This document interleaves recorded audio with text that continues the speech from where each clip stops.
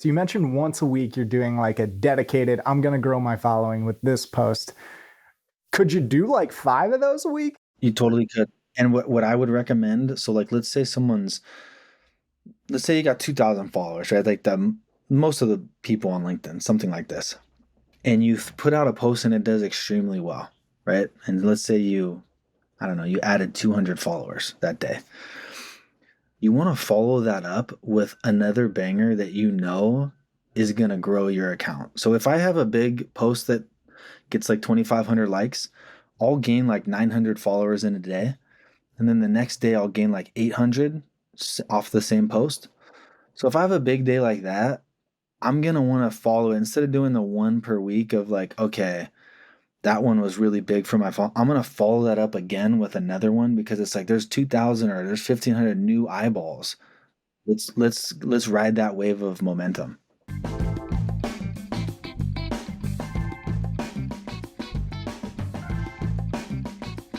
Hi, and welcome to the Optimize podcast. My name is Nate Matherson, and I am your host. On this weekly podcast, we sit down with some of the smartest minds in content marketing.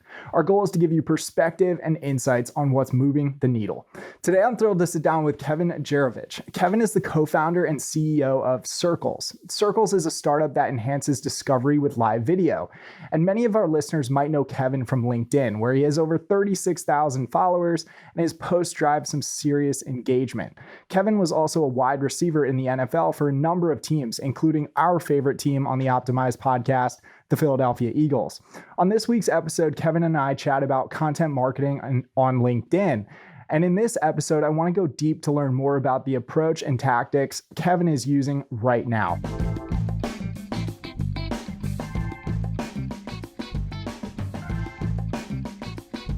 And this episode of the Optimize podcast is brought to you by Positional.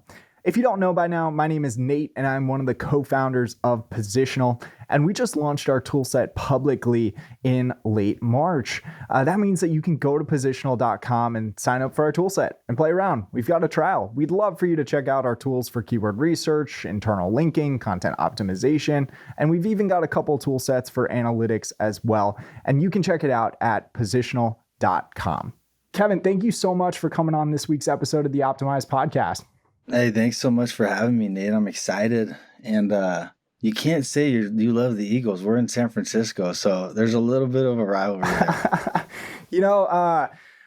I grew up in the Bay Area, and you kind of had to pick a side, like 49ers or Raiders, and I always tilted Raiders. For some reason, the 49ers fans always drove me nuts. But I am an Eagles fan. Well, I'll say this. We don't need to talk about this a lot, but a long time ago, it's been about 12 years now, I played for the Eagles. And one thing that I learned about being on the East Coast and Philadelphia in particular is their fanship for their teams. It doesn't even matter if it's football. It could be baseball with the Phillies, hockey with the Flyers. The whole city just breathes sports, and that was one of my takeaways from my time in that city. Yeah, the Phillies are off to a great start.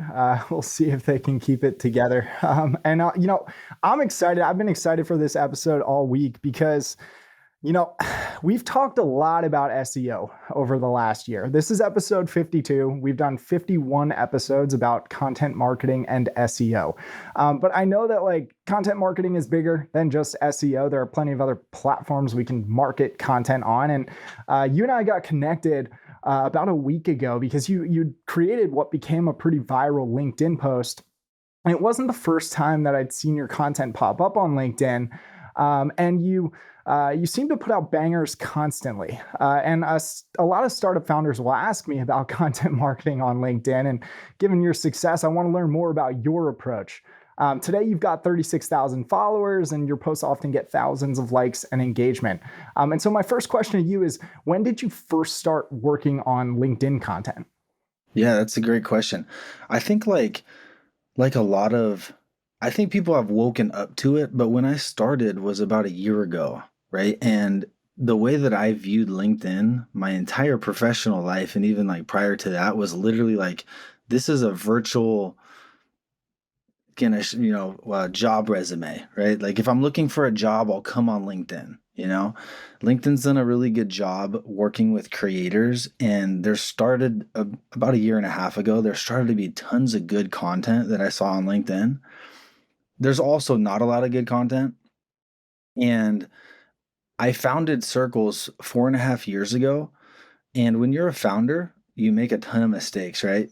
And I had learned a lot. I started seeing people writing to founders with some advice that I agreed with, but there was a lot of gaps that I felt like, man, I learned this lesson. Other founders I'm seeing asking about this, no one's really addressing X, right? What a safe note is, how to close a VC, how to run a VC meeting, how to run a board meeting, like all this stuff, right? So how did I start? It was accumulation of like a lot of knowledge that I had just kind of built up inside of me, and then just kind of realizing I got to share this with other people. There's other people out there that are going through similar things, and I know I have some valuable insight or stuff to share. And so when I first started, that's really what it was about, and still is. It's about helping other founders, helping other people in the startup ecosystem learn something. And, as the pages kind of matured, I've taken on some of my own personality. So I throw some memes in there and have a lot of cool little, I love movies. So there's a lot of my images I choose are movie related. But yeah, that was really why I started. I do want to talk about images and videos. And, I've seen Russ Hanneman from Silicon Valley pop up a few times on your LinkedIn feed. We would love to have him on as a guest if he'd be so kind. But I want to ask you, what makes for a great LinkedIn post? Because from the outside looking in, it feels like you kind of have like a formula or like a playbook for what should go into a LinkedIn post. So, what have you found works the best? I think like anything, there are some best practices I'll talk about right now, but everybody has their own unique audience, right? So every post is going to perform slightly different based on who you're trying to talk to and who you're trying to reach, right? So all the advice that I may share on this podcast, try it, but at the end of the day, is it working for you when you post stuff? Whatever is working, that's the stuff you need to veer towards and do more of. But to answer your question, what makes a great post? I think even before the post, right? Before you even get into posting, you need to figure out like, what is your domain expertise? What do you have a lot to say about a specific topic? And even if you feel like, hey, maybe there's no audience for that, I guarantee you, no matter how small your niche is, there's a group of people on any platform, not just LinkedIn, that want to hear that. So the first thing that I recommend is, before we even get into the post, optimize your profile, right? Like there's people trying to post on LinkedIn, they don't even have a profile photo, right? Or their LinkedIn banner is super janky and pixelated. So make your profile, just look at it objectively and find maybe 5 creators that have ideal profiles that you look up to and compare. Is my profile, is the profile picture, is it professional? Does it look nice? Is there no background? Is it high resolution? Like all this stuff, right? There's an app called Pixel Cut. So if you haven't ever taken a headshot before, use Pixel Cut. It'll remove the background. You can sharpen the image. You can put a little like shadow behind your photo. It'll make it look good. Choose a banner photo. Banner photos are the big photos that go behind your profile image, and then optimize your actual page.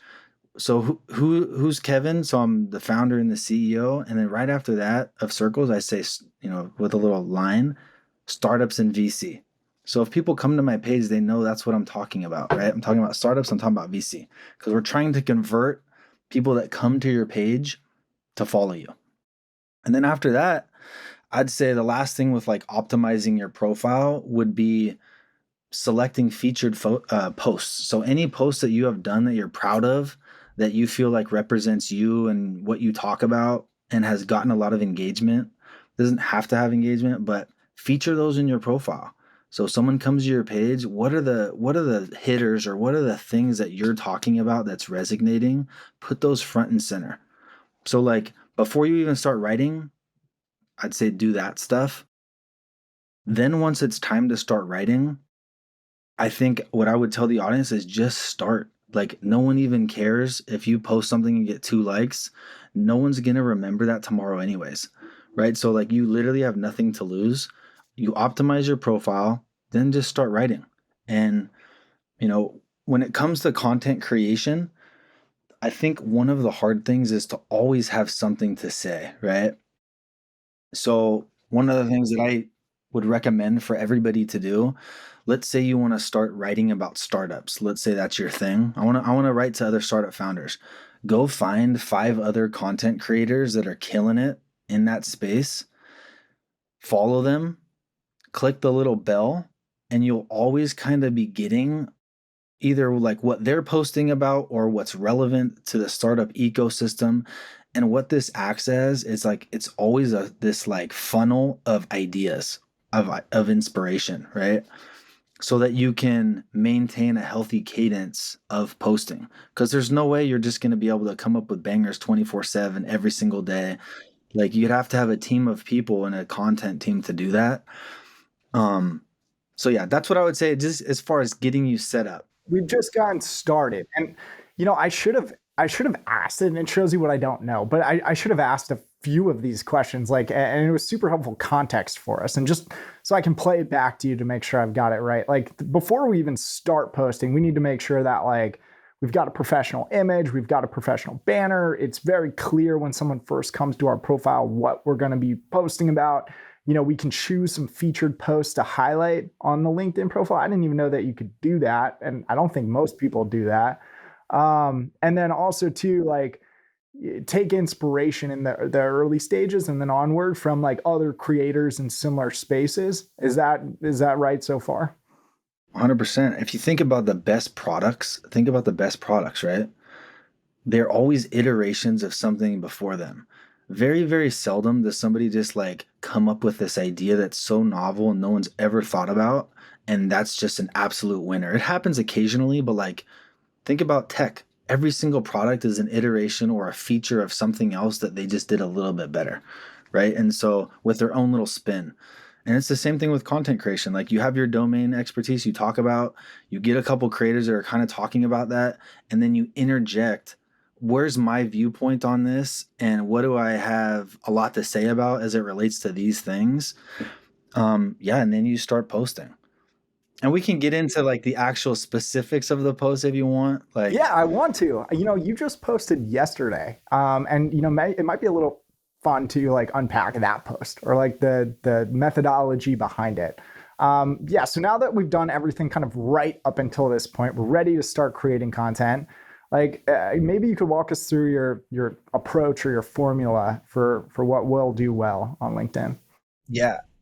So again, you'll never know 100% what's going to do well until you start writing, right? Because what's going to do well for Nate's going to be a little different than what's going to do well for Kevin. But like, what I would say is, if you have posted in the past, go back and look at some of your best performing ones. What were you talking about? Right. So that's kind of a good indication of what the person's following cares about. The most important thing in crafting a compelling post, though, above anything else, is you got to have a compelling hook, right? People are only going to read, and think about the bombardment of stuff that you get on your feed. People are only going to read literally the first sentence of a post. So if you just start wasting words and talking about nonsense, they've already skipped it. They're not even going to, even if your post is a 10 out of 10 the rest of the way, you've already lost people. Yeah, and I think LinkedIn shows like 2 or 3 sentences like above the fold. Like, that's the hook, right? That's what you're talking about, where we need to get them to want to engage. Exactly. There's and we can get into the actual algorithm too, but yeah, the first like 7 words, write a compelling hook. You know, founders, if you want to raise venture capital, this is what you need to know. That's a compelling hook. Like, if I'm a founder and I want to raise venture capital, this is what I need to know. How many times have you used that one? I like to speak to my audience, so I do use the word founder right as my hook in the beginning a lot, but then the rest of it will change depending on what it is. But like, founders, the master investor list, right? So then what are you going to see? You're going to see a picture of Russ Hanneman who, if you don't know, if the people that don't know, is a VC on a show called Silicon Valley. He's probably the worst investor that you would ever want. Um, but the post was a bunch of list of different VCs, right? So Yeah, the three comma club. One day we might get there.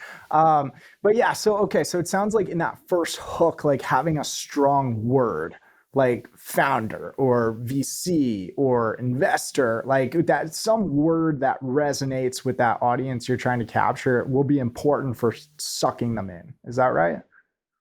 the easiest way to do it is literally read a hook of your own and be objective about it and say, do I have to keep reading more? That's it, right? And if you don't, and if it's like, if it's lukewarm, that's not a good hook. And you shouldn't post that post. It's probably not going to do well. Say we've nailed the hook. Okay, we've got a great hook. Then like what should go into that body copy area? Is there any strategy there? Again, it's going to depend on who we're talking to, who the person that's writing, but like best practices around that is just like make it easy to read, right? Like format it in a specific way. There's a lot of tools out there where you can essentially write your entire post and then you can post it in and see what the format would actually look like before you actually post it on LinkedIn, right? And this is a tool like you can always use. You copy paste your post into the formatting tool and it'll literally show you, and just ask yourself, is this easy to read? You should always use a lot of spaces, right? So there shouldn't be 4 or 5 sentences in a row because nobody really wants to read like that. Everybody has short attention spans and we're trying to get through a post. We're trying to digest it as easy as possible. Yeah. And I'd say like other things that do really well, lists. So a list, people always repost lists because people love lists. Tips about like, we just raised 400K. So I had a post the other, like a couple days ago that did really well. And it was basically something along the lines of, as a first time founder that just raised 400K, here's 10 things you need to know. Yeah. Okay, so we've got lists, we've got formatting, and I have just a really quick question on formatting. Like I noticed in your post yesterday, which we will link to in the show notes, you like got some bolded text in the post. I thought you couldn't like actually bold something in a LinkedIn post. Are you doing like something funky there? Yeah, you actually can't. You can do, there's two strategies. You can do two things with that. There's a plugin that allows you to bold the text on the actual post, or you can use, there's a bunch of other like third parties where you can literally enter your text and then bold certain things and then copy paste it in. So I use bolding again just to make it easier to read, to make it easier to digest. Um, because that tends to, the easier something is to read, the more someone's going to get through it. And also, like to your point on lists, I've seen you use a lot of numbers and dates and calculations and just numbers in your post. People seem to like numbers and get sucked into them. Is that right? Well, the thing is, when someone's starting out writing, nobody knows who Nate is. Nobody knows who Kevin is, and nobody really cares, right? So let's get away from maybe personal views on something because you haven't built up enough credibility to really talk about your own ideas. But what you can talk about is some hard data or statistics and then throw in your own idea. But what the data point does is it makes it, again, objective and factual. And so then somebody's more willing to engage with something or to take it for what it is. And what you're doing is you're slowly building credibility as you grow your audience. And then at some point, as you get, 15,000 or 20 or 30 or whatever, then you can kind of veer away from that a little bit because like Nate's built up some social cred over the whole year. And now I trust him. Now I know he has something of value to say, and then we can get creative with it. We can start talking about like whatever you want to talk about it. This is like eerily similar to doing good SEO. Like we want content that's easy to read. We want a hook in the introduction. We want to use listicles often because people love listicles from an SEO standpoint. Numbers and sourcing, people first of all are drawn to numbers like in a title tag or in an H1. And also too, sourcing is so important because it helps build credibility. And so a lot of what you're just like playing back to me from in terms of doing well on LinkedIn is actually how we do well in SEO, which I wasn't expecting, but I find so interesting. Um, and I want to talk about images a little bit. Do images help like drive engagement and I don't know, help the algorithm? I have heard that they do help the algorithm, but I think just like think about you as a consumer of LinkedIn, right? Is it more fun to read two lines of a post, right? And then like maybe I'll click see more, but like there's really nothing else I've seen on there. Or do I want to see a sick infographic about SEO and about like SEO spend and about like how Google does SEO? And there's like a really cool image, right? So if you can attach an infographic, this is like another little hack, especially early on. People love infographics. They love to save them. They love to repost them. For me, either use an image or a video on every post. It's either an infographic, but I kind of touched on this earlier. I love movies, and so I've kind of developed this like I'll post a picture of Tom Hanks from um, Forrest Gump when for something relevant to that. Or just the other day, I picked Bradley Cooper in Limitless, right? Like when he's in front of his computer in the zone when he's writing, right? Those things tend to resonate because it makes it more human. It makes it more fun. Like it adds a little personality to something. Yeah, I totally agree that when I'm scrolling LinkedIn and I see a picture of, Tom Hanks, I'm going to stop and wonder at least what this is. And I know at least with the Twitter algorithm, the longer that someone actually looks at your tweet, like the better it will do. And so I'd have to think that LinkedIn's algorithm works in a similar type of a way. I mean, think about it like that. The VC list I just posted like 2 weeks ago, it got like 1,500 likes or whatever. It's literally a picture of Russ Hanneman sitting on an orange Lamborghini, you know? Like that's going to get somebody's attention. Now, the post has to be super valuable. You can't just put a picture of Russ Hanneman on a Lamborghini and think people are going to care about it because they're not. The last thing that I would say, and it relates to this, is the post is never about you. Like the more you can make it about them and about your audience and about what you can give and what they can get, those are the posts that end up exploding. Okay, so to play that part back, like we don't want to be like necessarily over promotional about our product or what we're selling. We want to just create good content that'll resonate and not like spam people over and over again with promotional material. If you want to sell something on LinkedIn, the first thing you want to do is you want to grow your audience, right? And you want to gain trust and rapport with these people. It's all about giving. I wouldn't try to sell my product one time for 6 months. I would literally just grow my audience and just sprinkle value, value, value for 6 months. And then finally, you can say a little post like, hey, we grew, congratulations, we grew to 20,000. I want to tell you about something that would be really important to me. If you got any value from my post, check this out. And now we're going to say, hey, we just launched this thing. It would mean a lot to me if you supported it.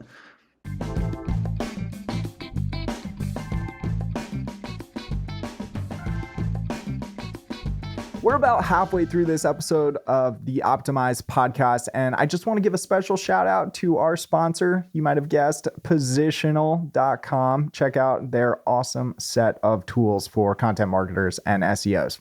And now back to the podcast. Yeah, I every time I'm on LinkedIn and I see someone post something like very promotional and it's got like one like, I always feel so bad. I don't feel bad at all for them. And as far as like, the writing goes, do you find yourself like shooting from the hip? Like, are you shooting one of these out every single morning, or do you batch create them like up front? So you've got like an editorial calendar of content, that's coming out. How do you approach it? I've kind of tried it. So I've been writing for a year, just so everybody knows. And I started with like 1,500 or a little bit over a year, like maybe 14 months. And I had 1,500 connections. And now I'm up to 36K. I've tried a lot of stuff, right? I've done let's like use the scheduling tool. And when I see something, I'll write it. What I do, I didn't like that. What works for me is in the morning, I'll spend a little bit of time like just kind of browsing LinkedIn, just like as I'm drinking my coffee. But throughout the week, I'm always going to see something or a couple things or a couple posts or an article. I'm gonna say something that like is important to me that I know my followers would care about. And when I'm kind of feeling that day, like that 15 minutes, when I'm feeling like, okay, I want to write something, that's when I'll bang it out. And that works for me. And then I just tell myself, hey, I post about 4 times a week. And the way that I browse and the way that I'm able to write, that works well for me. I think for other people, maybe they want to schedule stuff. But what I found when I'm writing the best content, it's when I'm kind of in that zone and I want to write. And it's hard to schedule that, right? It's hard to be like, hey, at Tuesday at 2 p.m., I'm going to write a LinkedIn post. It doesn't really work like that. It's more like, oh, shoot, I just saw something that's really cool. That gave me an idea. Boom, I'm going to write for the next 10 minutes. And then, though, I'm not going to just post it right away. You have to know, here's another thing. You got to know when is the opportune time to actually post. So this is a good question. Again, I would tell people to just run the gamut and see which ones perform the best. But what I can tell you is it's typically between like 8:30 in the morning to about like 12:30 p.m. Tuesday through Friday. Sundays suck, Mondays suck, super low engagement. Thursdays and Fridays by far are the best. Followed by like Tuesday and Wednesday, and then Saturday really early in the morning actually does pretty well. That's so interesting. I've been known to post on LinkedIn once or twice, and I've like weirdly found that Sunday at like 6 o'clock works well. I don't know why. 6 a.m. 6 p.m. on like a Sunday. I don't know. Just some of my like best performing posts over the last year have come like Sunday end of day. And I've kind of like speculated that like, oh, people are kind of like gearing back up for work on Monday. I'm not sure, but just to play it back, you found that like Thursday and Friday are the best days. By far. Not even close. Yeah, Thursday and Friday, because think about it. People are in a good mood. They're kind of winding down from work. They're more apt to like click the like button, and the more likes you get, it completely will explode your post. If you start getting 100 likes in the first hour, it's like the thing will just take Yeah. off. So like within the first hour if it's gonna be a home run or not. I know within the first 20 minutes, like actually, I've wrote so much that like within the first 20 minutes, I'm like, okay, this is gonna get around like 1,200, or this is gonna get around 500 likes, or this is gonna. And I don't do it. I'm not doing this though just for the likes. I'm not doing it just for growth. I typically will have like one post a week strictly for growth. Like I don't really care that this is literally just for me to grow my following.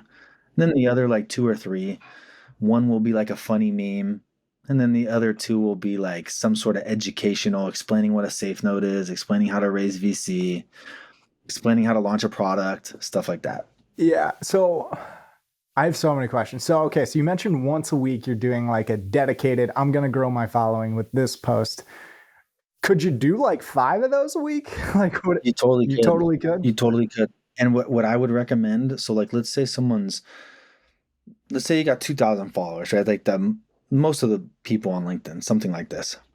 And you put out a post and it does extremely well, right? And let's say I don't know, you added 200 followers that day. You want to follow that up with another banger that you know is going to grow your account. So if I have a big post that gets like 2,500 likes, I'll gain like 900 followers in a day. And then the next day I'll gain like 800 off the same post. So if I have a big day like that, I'm going to want to follow it instead of doing the one per week of like, okay, that one was really big for my phone. I'm going to follow that up again with another one because it's like there's 2,000 or there's 1,500 new eyeballs. Let's ride that wave of momentum. Gotcha. That's so interesting. So if you get a heater, you want to back it up because you got to stay on it. Just like blackjack. It's like you're on a heater on a hot table, like let's double down. Don't get me started on blackjack. I have two like really tactical questions I don't want to forget to ask you. So back to posting a little bit, post structure. I know you tag a lot of folks. Like, the reason we started talking is because you tagged us in a LinkedIn post, and The reason I tagged you is because you launched the product and I looked at it and I thought it was cool. Well, So by tagging people or companies, does that help? Like, drive the algorithm or drive engagement? no, so this is a good question. So if you tag somebody and that person doesn't engage with your post, it actually decreases the reach of your post. So some people think, oh, I'm just going to tag a bunch of people, right? And then they wonder why they only got 3 likes. Well, that's because none of the people you tagged liked or commented on your post at all. Well, I actually say you should only tag somebody if you know it's like extremely relevant and you know the person and you know in that first hour, because the first hour is super key, they're going to like, comment, and preferably do both.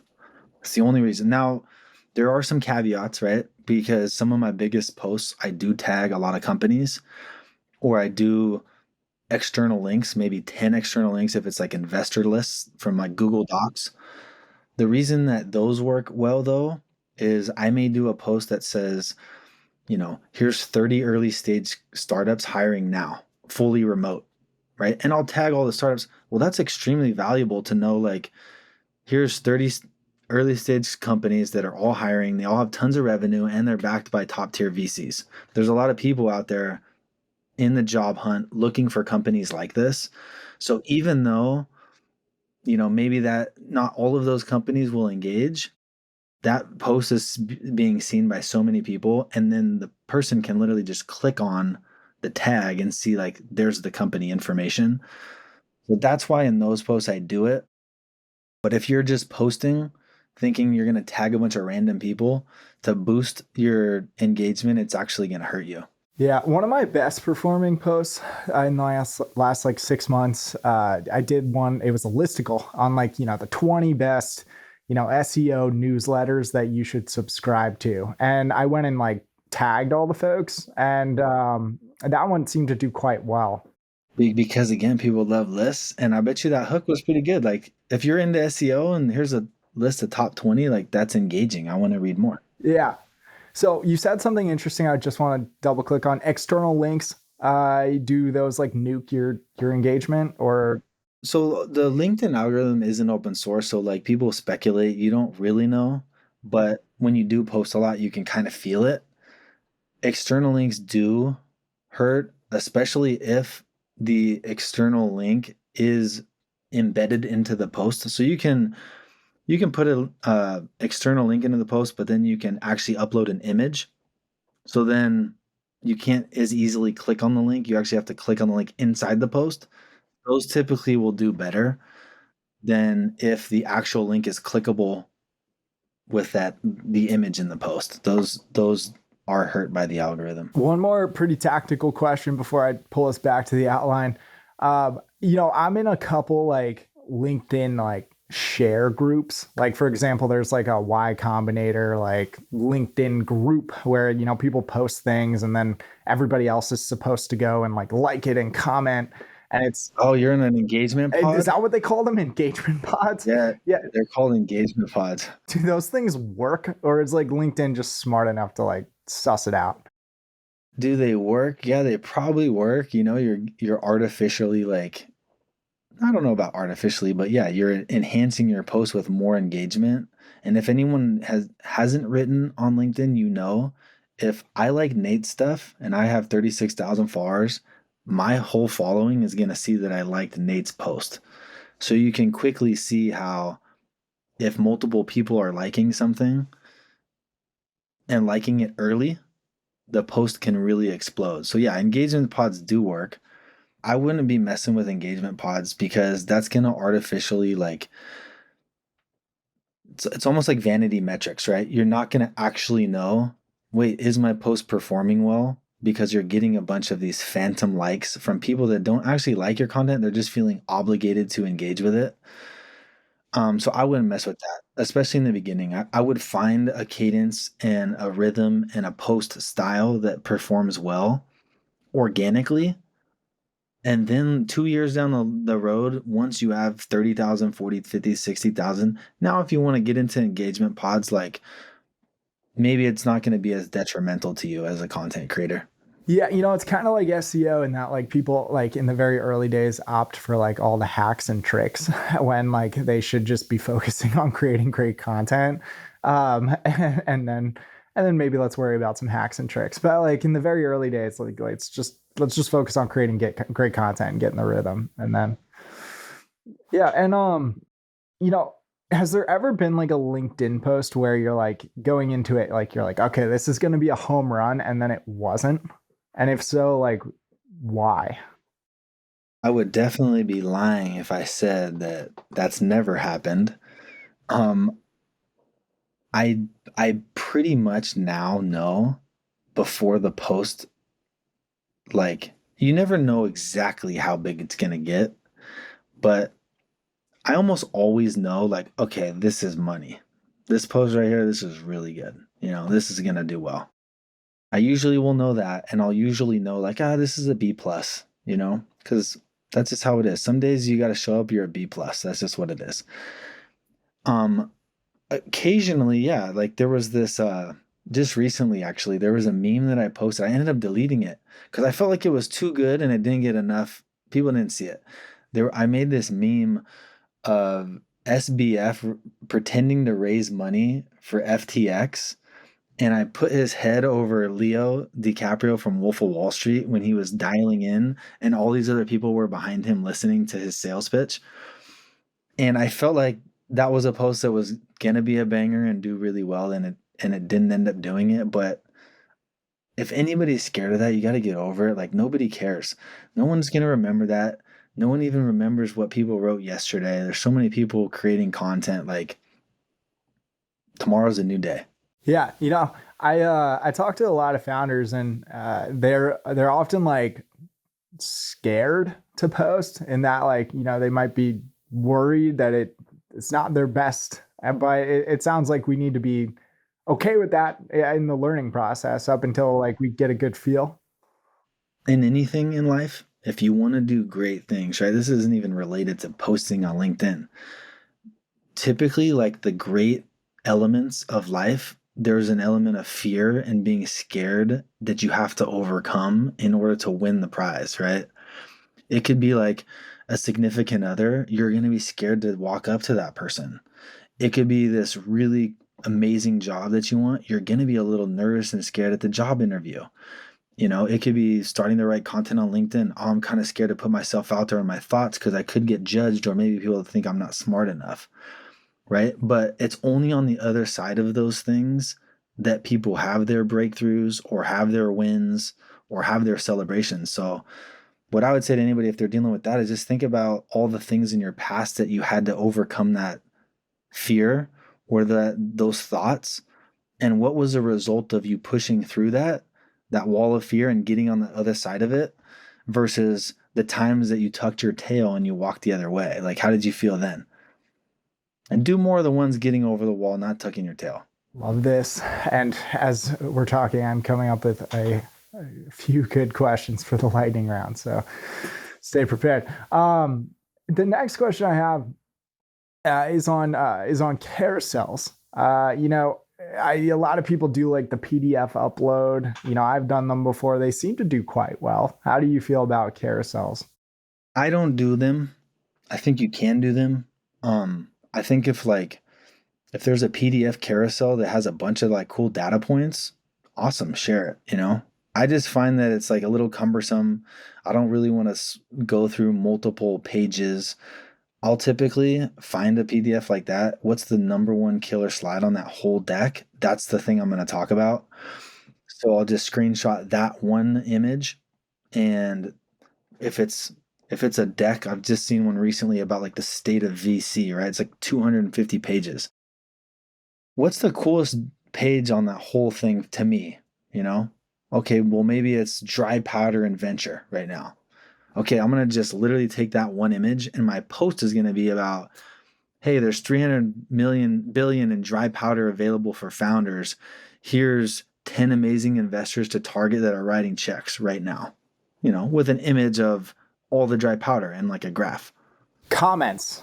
I feel like you're fairly active in the comments section. How important is it to like engage with folks that are commenting? Dude, this is funny. Like, this is the first time I've really publicly talked about all this stuff. So it's like, as you're asking these questions, I'm like, dang, I guess there are a lot of little nuances. So when you do a post, LinkedIn essentially it's called they call it the golden hour. So for that first hour, I don't know exactly how the algorithm works, but they basically tally up the likes, the comments, the reposts, and each of those are weighted slightly different. But the more you have essentially of all of that stuff, you're gonna see a post after that hour mark. It's gonna like either like peter out and just kind of sit at like whatever your like total is, or it's gonna literally skyrocket. And so what I do, and you kind of saw it, is if I post something, I have it up on my computer for that at least for the next hour, and I'm gonna be working on something, but I'm gonna basically comment back to anybody that has a relevant comment. Now, if you just put like a cry face or an LOL, I'll just like that. But if somebody writes a comment and it's decently thoughtful, engage with these people, right? And these people care about your content. They're writing comments on it. You're doing two things. You're creating some sort of relationship, some sort of trust, some sort of community, right? Some sort of connection, but you're also enhancing the algorithm because instead of having one comment on something, when I comment back to your comment, now we got two.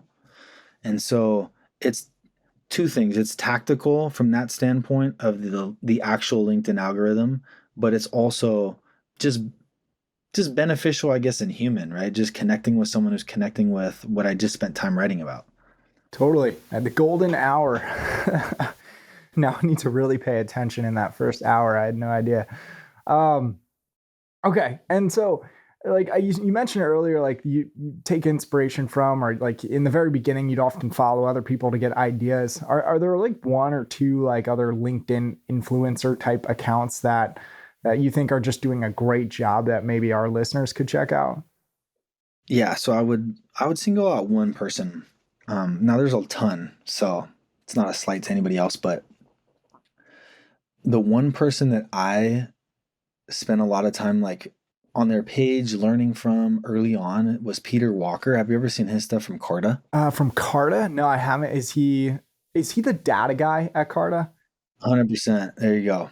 Okay, I have seen his stuff. He does like, in this quarter, venture funding went down by 4%. That guy. Startup shutdowns, average median venture rounds for seed, for Series A, how much percentage are doing safe notes versus price rounds. Like, yeah, so he's basically the startup data share, I'd call him on LinkedIn. But he early on, and this is we've kind of touched on this, but what I would say is like if you're somebody out there, you got 1,000 followers, you're trying to grow, like if you look at his page, he posts unbelievable infographics. You could literally post one of his infographics and say you could literally say nothing. You could say one line and post an infographic and you'd get 20 likes. So I would say finding somebody like that maybe in your space and literally just you always got to give people credit for their infographics, or if you take inspiration, always leave credit to them. But and that's another thing, then he'll probably engage and then I'll boost your post, but that's like another topic. But take an infographic, post it. It's super informative, and you spent 2 minutes, right? Somebody else created the infographic. So it's okay to take other people's infographics as long as we source to them. That's totally fine. Unless, yeah, I mean, from my time on LinkedIn, people love when you do that because you're literally right at the bottom of your post. You're saying, shout out to Peter Walker for this amazing infographic. Give him a follow if you like this. Right. So it's like you're patting his back. But yeah, it took you 3 minutes to do the post. But anyways, to answer your question, yeah, like Peter Walker for me when I started, I used a ton of infographics because I was in startup. I would put my own slant and my own perspective and my own like ideas to the post, but there would be an infographic that would talk about like the state of pre-seed, so you could see pre-seed valuations over time. So then I would have my perspective on it and then I would give him credit, but the infographic alone will give you a ton of engagement. Totally. That's so interesting. Yeah. And I guess, thinking back, I did this like infographic, maybe like 6 months ago about like the death rates of Y Combinator companies by batch. And it like showed the survival versus death for each batch cycle. It did really well for me, but then someone with a much bigger following than me actually took the graphic and reposted it and like gave me credit. And I actually think their post did a lot better than mine did. You probably got like 100 followers. I think I did, yeah.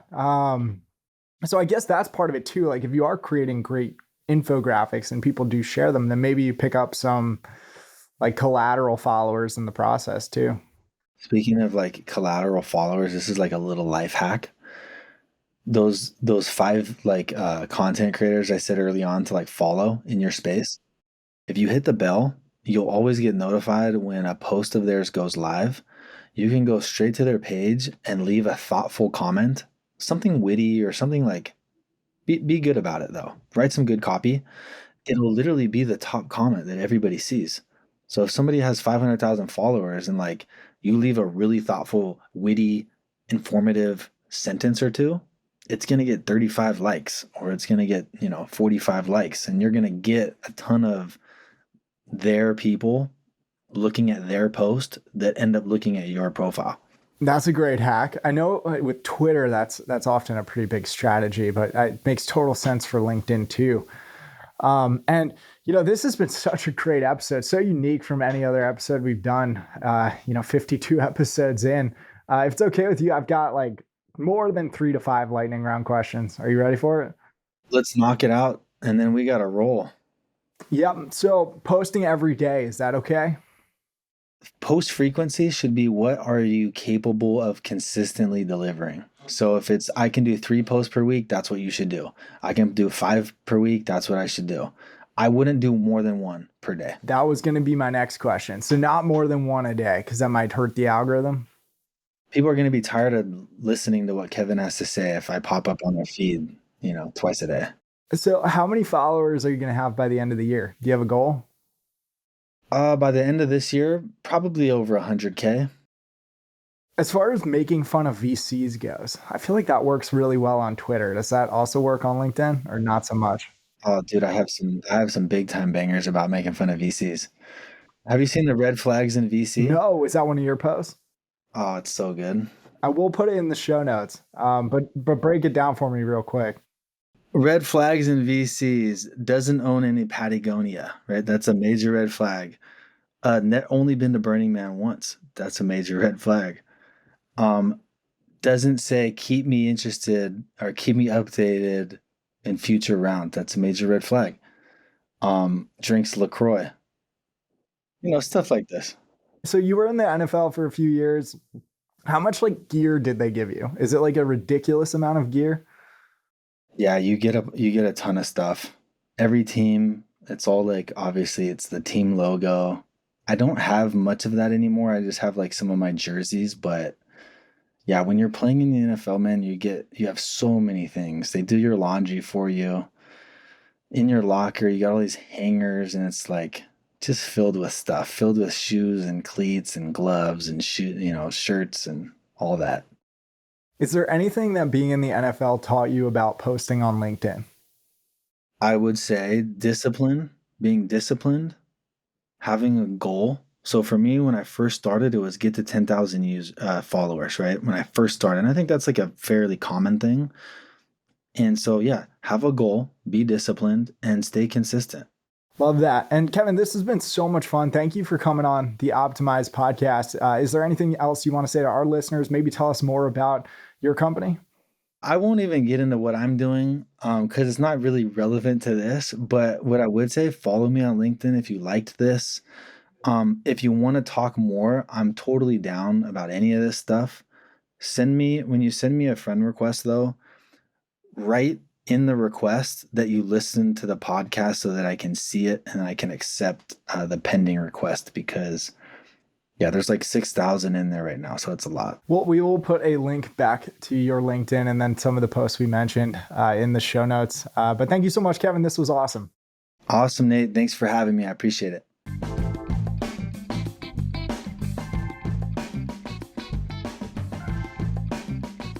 Thank you so much for listening to this week's episode of the Optimize podcast. This episode was brought to you by Positional. At Positional, we've got tools for content optimization, keyword research, internal linking, and so much more. We'd love for you to check Positional out at positional.com. And you can always reach out to me too if you have any questions at nate@positional.com.